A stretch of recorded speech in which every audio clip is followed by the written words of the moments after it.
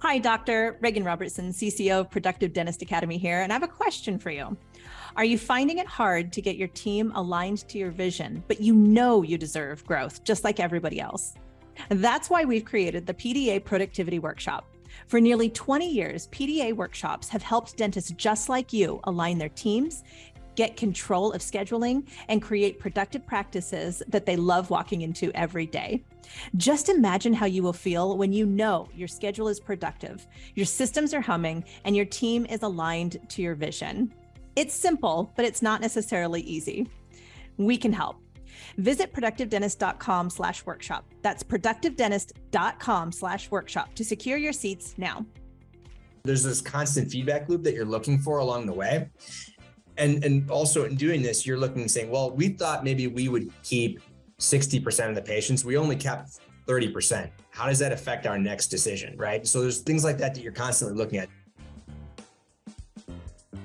Welcome to Investment Grade Practices Podcast, where we believe private practice dentists deserve to get the lifestyle today while building an asset for tomorrow. Join your host, Victoria Peterson, to design the practice of your dreams and secure your financial independence. Let's get started.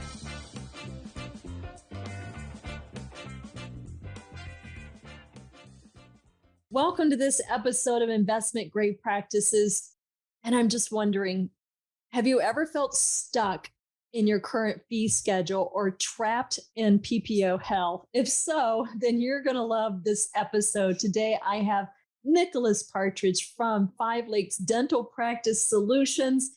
Nick, it's so great to have you here. You've been working with our clients, and we are all personally falling in love with you and what 5 Lakes can do for our doctors. Thank you so much for having me.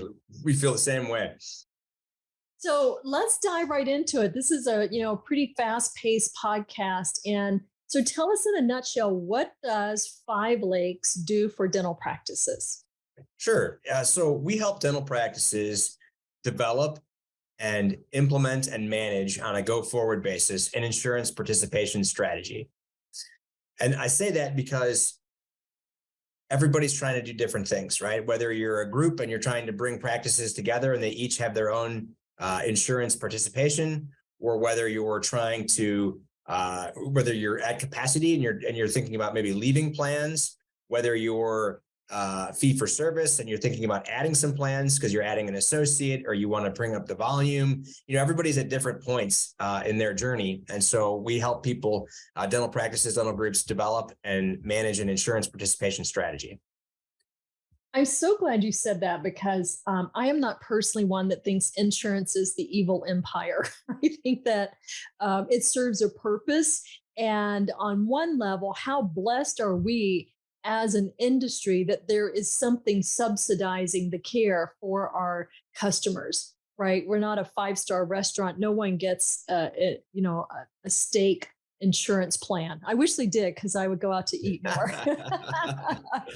So on the one hand, I do know that 68% of patients come when they have an insurance plan. On the other hand, being an office manager and a clinician, I know the restrictions that you feel for treatment planning and delivery. So it's one of those things. You said something so potent when you said it's an insurance participation strategy. So it sounds like it depends on where you're at in your life cycle on what's appropriate. So you probably don't have any blanket advice for us today, do you? Well, we're really insurance agnostic, right? Like you said, it's a tool, right? And so if you take a step back and you ask yourself, what is a dental benefit? A dental benefit was created to do 2 things. One is encourage people to go to the dentist, and 2 is to help them offset the cost of care. And it's really fantastically successful at doing that, right? Now, like you said, there's all kinds of cost containment parameters, that they put in place, whether it be limitations on frequency or, bundling of services. They say this is, part of that procedure, or whether it's the network itself and the reimbursement rates. There's all kinds of different cost containment measures. But the statistics show that people with a dental benefit are 2.5 times more likely to go to the dentist, right? And everybody says the cost of care is the number one barrier, right? And it helps offset the cost. So you have to take it for what it's worth, right? And you say, okay, well, based on what I'm trying to do in my practice, based on what I'm trying to do, where I'm at, you can use insurance to help build your business, right? And so that's what we try to do, is we try to use insurance to help attract patients, retain patients, address reimbursements, but there's a lot of different things you're trying to do, in a business. And so it's just one of the tools. Now, it's very complex and it's ever changing, right? But nonetheless, it's still a tool that you can use in your business depending on what you're trying to do. All right. I love it.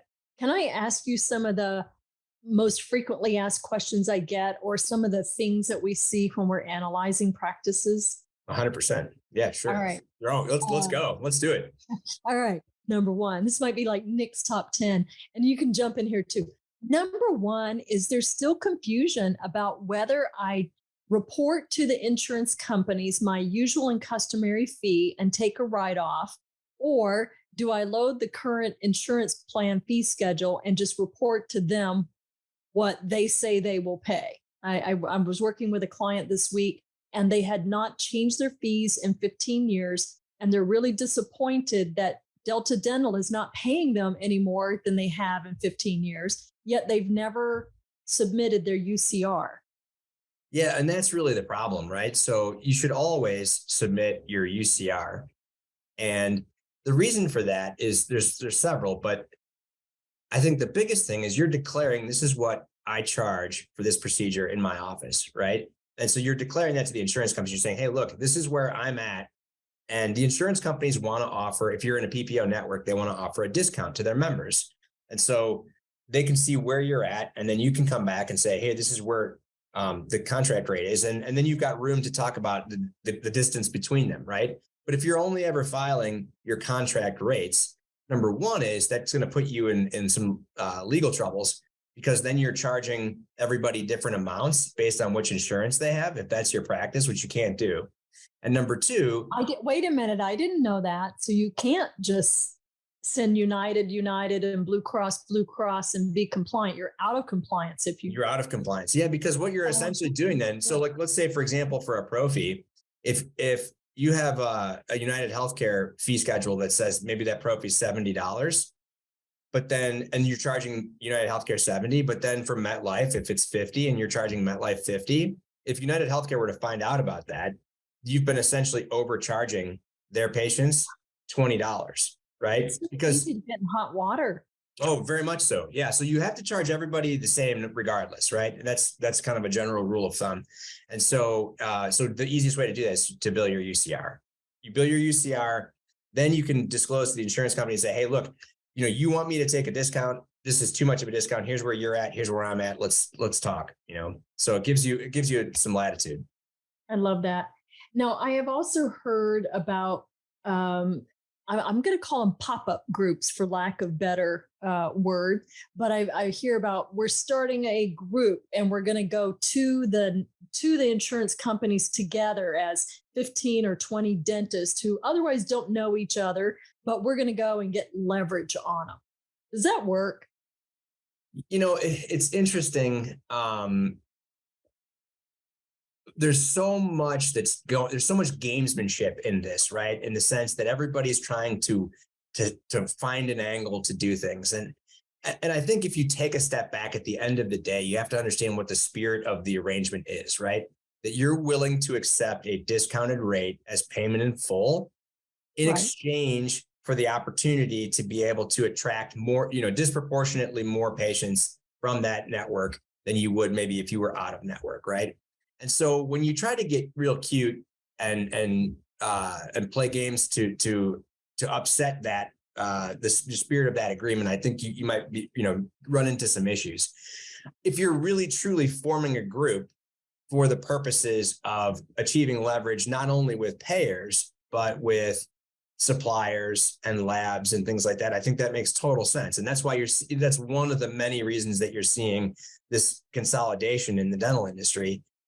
Is just because, fragmented industries tend to be fairly inefficient, right? And so we see that in the dental industry, and that's changing now as a result of a lot of different factors. I think I see this when we've seen some groups where they buy like 2 practices in Maryland and 2 practices in Michigan and 2 practices in Texas. And they come to us and they say, well, we've got 20 practices. Well, you don't have scale anywhere.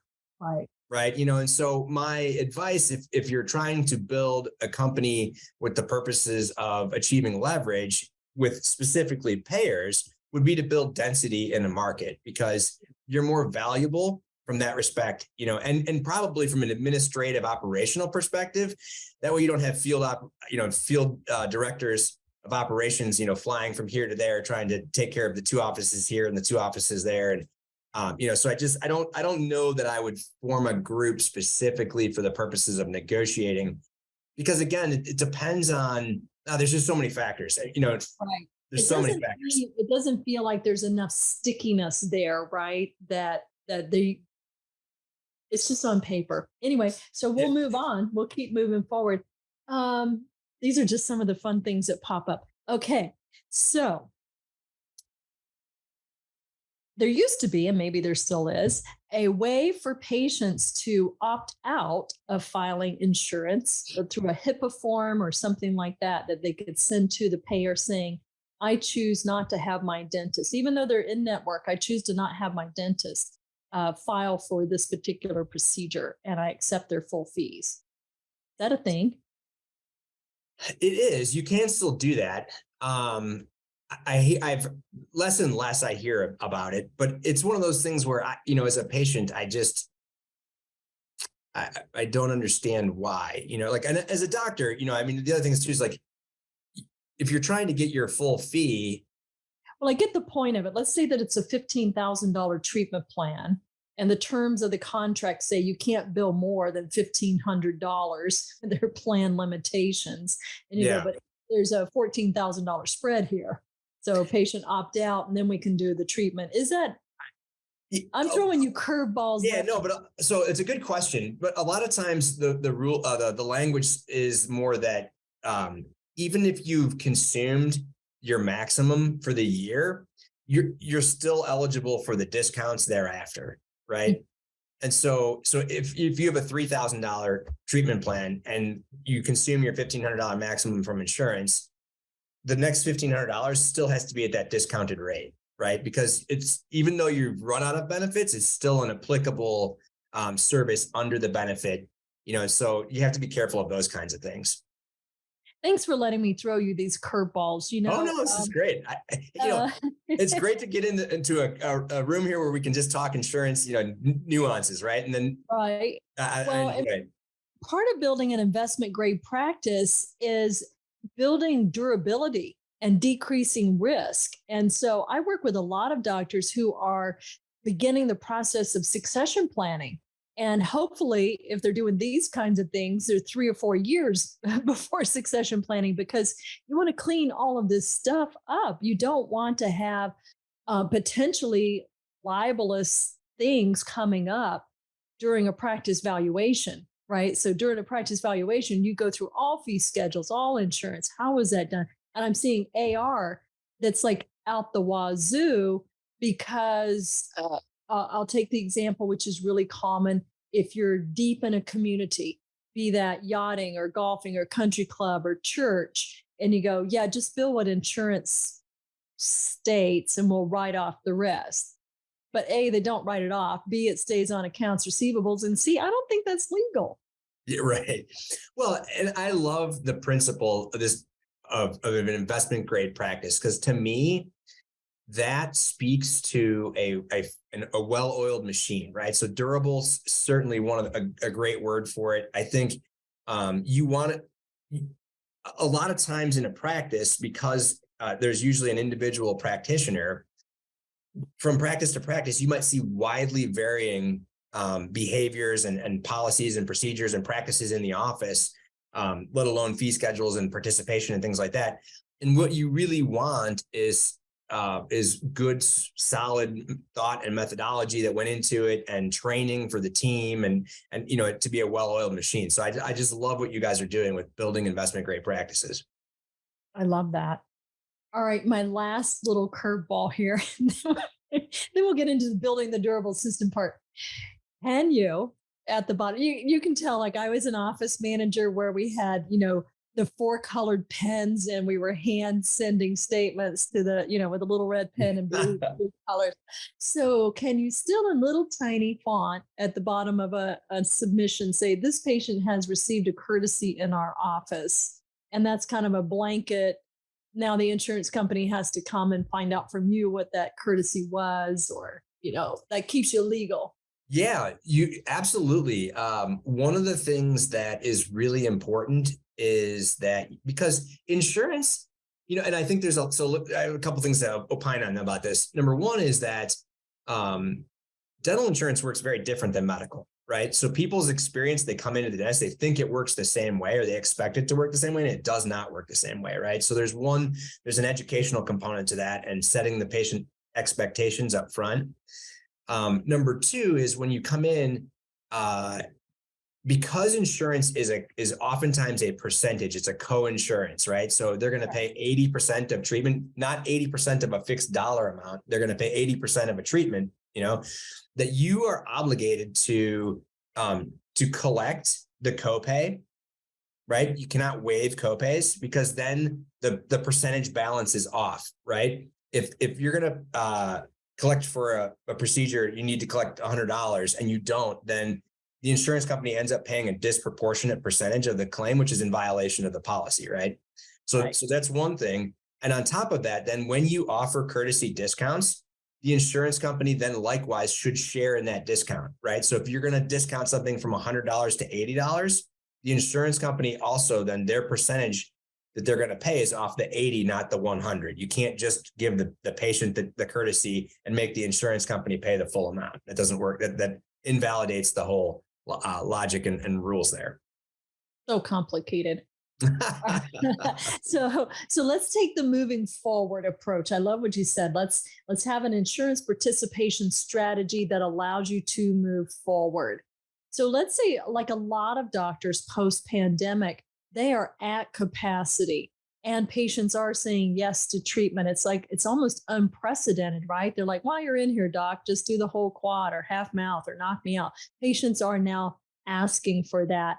So when you're at capacity, and we evaluate this every day of the week, and they're like, I need to hire 2 more hygienists. I just went through that. And I was like, well, your hygiene salaries, given your write-offs, are 56% of net production.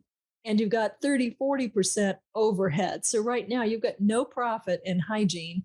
I'm not sure I would hire another hygienist 2 days a week, because it just makes you busy. It doesn't make you profitable. So take a scenario like that where I'm at capacity.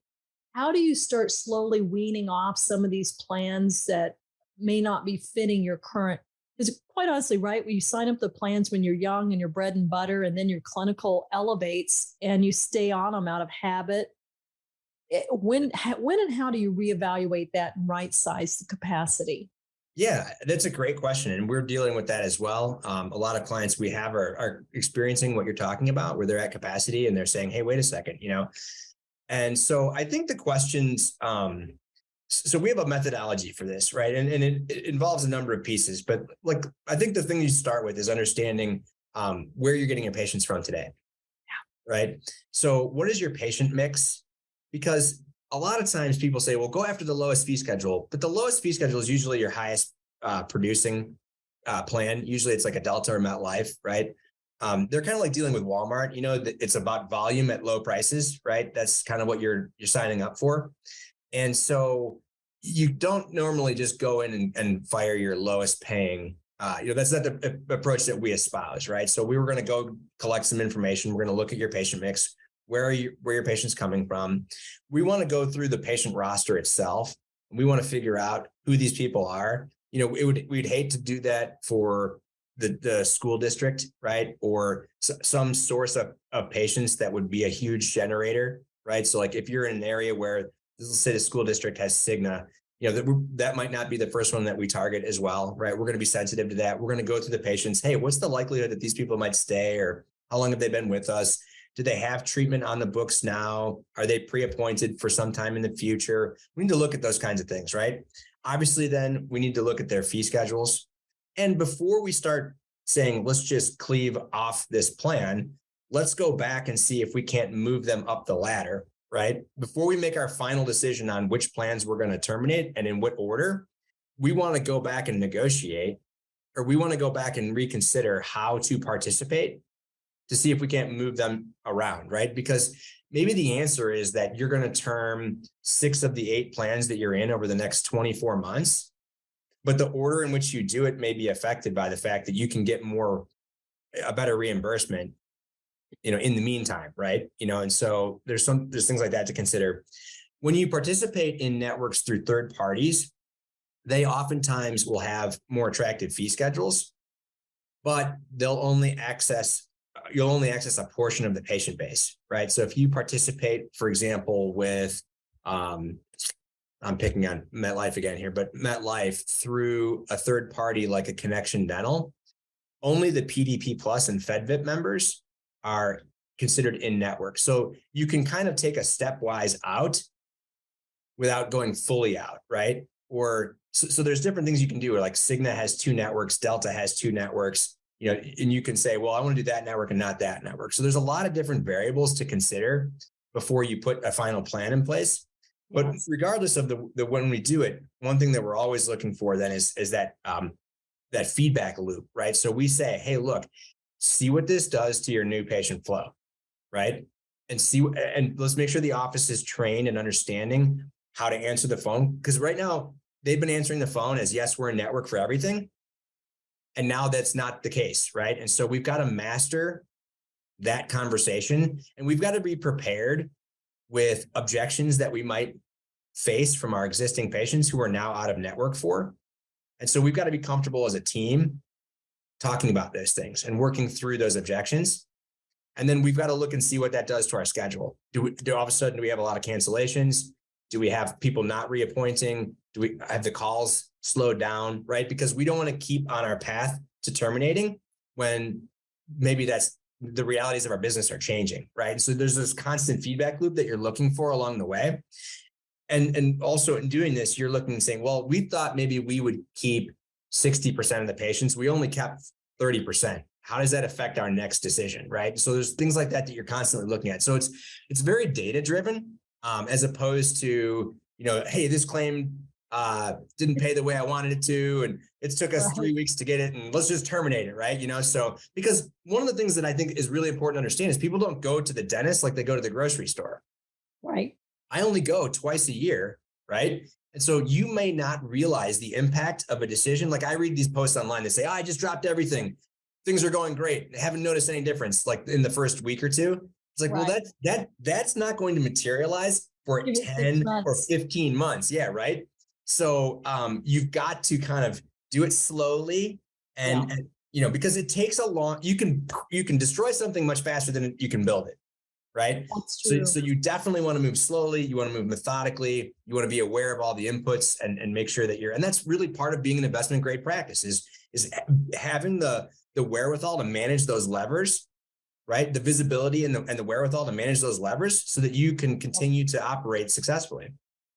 I love that. We've had, so many of our doctors, because they're comprehensive and they diagnose by risk factors and they've got a well-educated patient base, but that takes years, sometimes to develop a well-educated patient base that are referring other well-educated and getting the marketing. We always say insurance is a marketing plan. So I love, you just gave me, I'm going to start tracking the ROI. We track the write-offs, but I want to track the ROI. And when I had practices in Wisconsin, we had one insurance that the teams were always complaining about, but we knew we wouldn't drop it. So it was TRICARE with the military. Oh yeah, right. Yep. Worst payers ever. But when we went in and analyzed it, the military personnel weren't the people coming in our office. It was their spouses and children.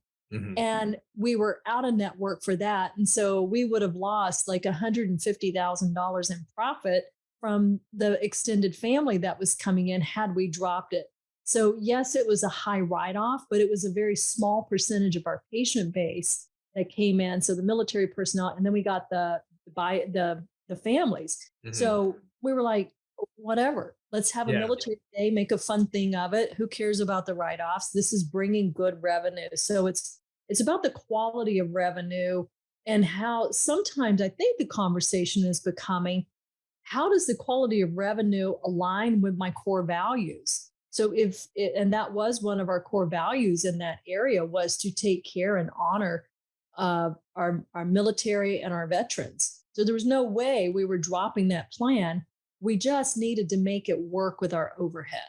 Yeah. And like you said, then you turn it into a nice marketing activity. You say, today's military day, everyone come in, and I think it's really important because, if you're a group or you're somebody looking to go through a transition, they always do a quality of earnings, right? Right. And so quality of earnings is what's left. You bring money in, you spend money, and then here's what's left, right? But very few people understand the nuances of revenue, right? Your accountants are really good at understanding what percentage of your revenue you should spend on labor and supplies. And I mean, there's percentages, right? There's ranges that everyone gives, 3 to 5% on labs and whatever, right? But very few people have a good understanding about how revenue turns up on the profit and loss statement, right? So because it's coding, it's Right. billing, it's collections, it's your UCR, it's your insurance reimbursement rates, it's the plans in which you participate, it's your ability to sell treatment, right? There's so many different factors to it that, when we look at this, like I was talking to a friend the other day, and the ADA came out with the new code for cleanings, right? I forget what the code is. It's 4346 or something like that, right? Like 3 or 4 years ago. And so we just did a quick look at our client base. And in 2,000 practices that we manage insurance participation for, less than 5% of them are using that code, right? But it reimburses at a different rate than just a standard pro fee, right? And so there's just a lot of things like that. Like if you started using that code when it was appropriate, then I don't know how much, let's say that's an extra couple $1,000s, right? So so quality of revenue is something that really, when you said that, I was like, oh, that triggered it. Yes. I love that you said there's a nuance of revenue, and you're right. It's perseverance. It's for your financial coordinators to know that all your claims are going to get rejected first time. You're right. You submit them. It's a Right. game. It's Well, only resubmit it with a narrative and a better narrative and an X-ray and a Yeah. And you've got to to know those, like an investment grade practice would know what the narratives requirements are, right? So because they have a well-oiled revenue cycle. Do you offer classes and coding classes and things like that? What resources do you have for? We don't. We work with a couple of partners that do some of that stuff, but we identify, because we look at production because it obviously influences our efforts from a negotiations perspective. Mm-hmm. If 2 practices come to us, they have this exact same fee schedule from, say, Cigna, it might mean different values to them because of the codes that they use, right? More frequently. So if you don't have a very strong hygiene program or a perio program, that may change things. If you're marketing to an older population doing a lot of restorations, that fee schedule may be more or less valuable to you. So we look at production because it really affects our decision-making. And we can identify where we think maybe there's things that are inconsistent or out of line, because you might imagine this, dental utilization is pretty predictable in a large group. So when we look at a dental practice, if we saw that, there were no fillings and only crowns, that would raise a red flag, right? That would be problematic. If we see that there's not a lot of perio, that's problem. We say, okay, there's an opportunity there, but we don't get into helping you, right. The nuance of the diagnose more or document more. Right. Yeah. So we turn that over to partners. I love that. If you were working with a doctor today that said, I really want to go towards, we've answered the question about fee for service. It takes time and you've got to analyze the plans and get a strategy. But what if they were adding an associate? Like I had someone the other day and I said, oh my gosh, you're writing off like 46% on this plan. It was really bad. It was so obvious. Even you, I think, would drop it for the low. And they're like, no, but we're getting an associate in. I was like, do you really want to give your associate that hit? Well, it's a good question. So I have the mindset that, and this is not universally adopted, right? So there'll be people that disagree with this, but you need to be at capacity, right? Because you have every day you pay the rent, you pay for your malpractice insurance. You have a lot of fixed costs.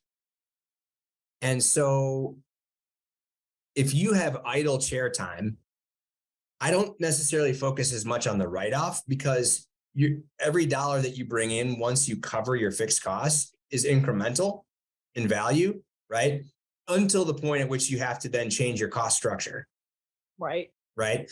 So when you have to change your cost structure, whether that's adding an associate or outfitting another operatory, or extending your hours, which means your staff's now going to be there longer or whatever, then that's a decision point to look and see what's the right thing to do, right? Then you're going to start to factor in, okay, well, what does it cost me to operate this facility, per hour?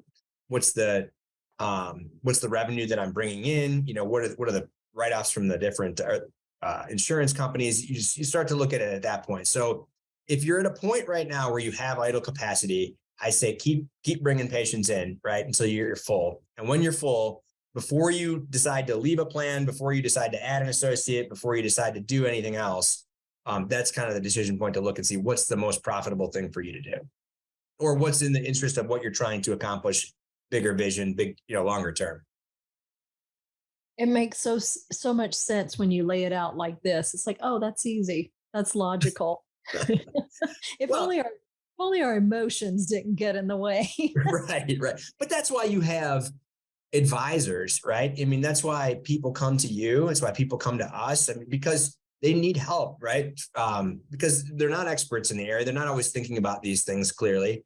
And so they need somebody to kind of help them, think about things objectively, right? And if you say, this is what we're trying to do within my sphere of expertise, then this is how I'm going to, address that, right? So, and it's not to tell you what you want to hear either, right? So, so sometimes we get into, some heated discussions about things because, I'm just trying to get you to understand this side of the table, right? There, so it's very, it's very interesting. And that's why I love the field, right? That's why I love working in dentistry.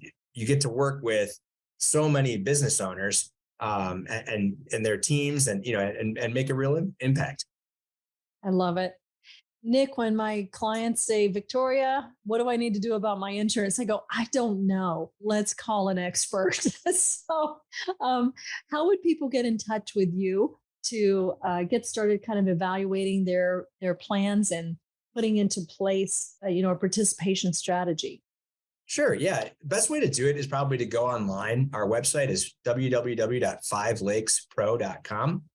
And on there, you can click the contact us button. You can, send us an email, and we're on Facebook and Twitter and all the social places as well, and all social media. And we're out and about. We like to go out into shows and see different folks. And so we're happy to hear what you're challenged with and see if there's something we can do to help. All right. I'll make sure that Kashmir gets that into our show notes. Thank you so much for your wisdom. We really packed a lot of golden nuggets into our time. Good news. I appreciate the questions. That was, I like, you threw some tough ones at me. Thank you for tuning in to this episode of Investment Grade Practices Podcast. If you find value in this episode, help us spread the word by passing it along to a dental friend, subscribe, and give us a like on iTunes or Spotify. Learn more about building your investment grade practice at productivedentist.com today.